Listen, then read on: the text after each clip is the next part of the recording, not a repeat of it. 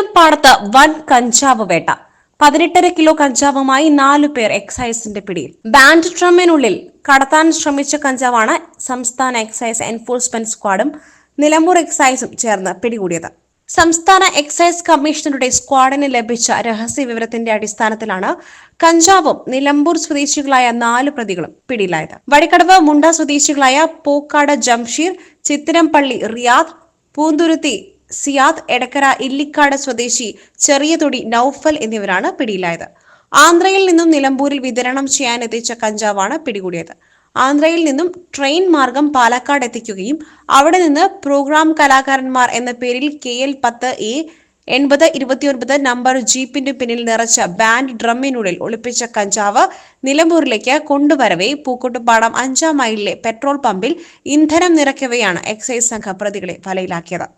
Excise commissioner നേതൃത്വത്തിൽ രൂപീകരിച്ചിട്ടുള്ള state excise enforcement squad Nilambur excise range ഇൻസ്പെക്ടറും പാർട്ടിയും കൂടെ ചേർന്ന് നടത്തിയ പരിശോധനയിലാണ് ഇന്ന് 18.5 കിലോയോളം കഞ്ചാവുമായിട്ട് 4 പേരെ ഇവിടെ പിടികൂടിയിട്ടുള്ളത്. സ്റ്റേറ്റ് എക്സൈസ് എൻഫോഴ്സ്മെന്റ് സ്ക്വാഡ് ശേഖരിച്ച രഹസ്യ വിവരത്തെ തുടർന്ന് ആണ് ഈ 4 പേരെയും ഇവിടെ പിടികൂടാൻ സാധിച്ചിട്ടുള്ളത്. ആന്ധ്രയിൽ നിന്നും കഞ്ചാവ് ട്രെയിൻ മാർഗം പാലക്കാട് എത്തിച്ച് അവിടുന്ന് ജീപ്പിൽ കടത്തിക്കൊണ്ട് വരികയായിരുന്നു.